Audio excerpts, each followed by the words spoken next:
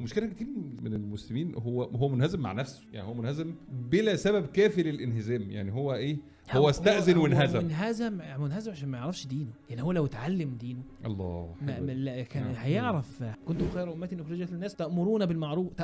انتوا تأمروا بالمعروف وتنهوا عن المنكر. لا ما تعملش كده. يعني الواحد بيمشي في الشارع يلاقي حد بيعمل حاجه غلط، ايوه انا بنزل وادخل على واحد ما اعرفوش اقول له انت بتعمل ده غلط، ولا يجرؤ ان هو يقول لي مالكش دعوه، لاني ليا دعوه، ولو قالها هرد عليه 1000 رد، لان انا ليا دعوه. انا فعلا انا احيانا ببقى متضايق جدا من فكره اللي حد يجي يقول لي ايه، اصل انا بصراحه ما قدرتش ما مدش ايدي كسفت من ايه؟ يعني ما تتكسفش. انا مش محتاج ان انا اتكسف من ديني. انا ديني ومفترض ان انا ده اعلى حاجه، اعظم حاجه، احسن حاجه. ما ينفعش ان انا اتكسف تماما. لازم تكون معتز بكل تفصيله من تفاصيل دينك بلا استثناء، حتى لو كانت مش عاجبه الناس، حتى طبعا لو مش عاجبه الناس.